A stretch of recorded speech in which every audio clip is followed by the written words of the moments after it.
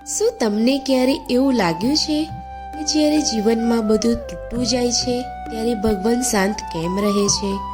જો તમે પણ દુઃખ, તણાવ અથવા નિરાશામાંથી પસાર થઈ રહ્યા છો તો આ વિડીયો આખો જોજો, કારણ કે આ જવાબ તમારા જીવનને બદલી શકે છે. દુઃખ દરેકના જીવનમાં આવે છે. આ દુનિયામાં કોઈ પણ માણસ દુઃખ વગર નથી.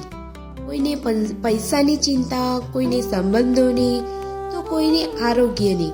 પણ જ્યારે દુઃખ આવે ત્યારે આપણો પહેલો પ્રશ્ન હોય છે, હે ભગવાન, તમે શાંત કેમ છો?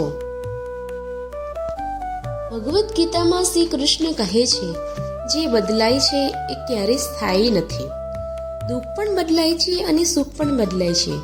ભગવાન શાંત રહે છે કારણ કે તેઓ આખી તસવીર જુએ છે અને આપણે માત્ર એક ભાગ.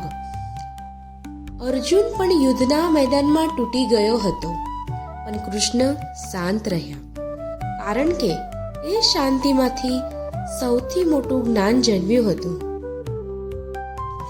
દુઃખ કઈ સજા નથી, તૈયારી છે.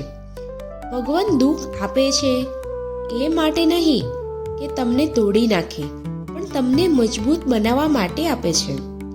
જેમ સોનાને શુદ્ધ કરવા આગમાં નાખવું પડે છે, એમ જીવનને ઘડવા પરીક્ષાઓ આવે છે.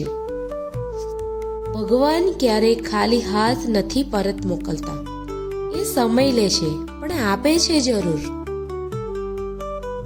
ભગવાન શાંત છે એનો અર્થ એ નથી કે એમને તમારી ચિંતા નથી.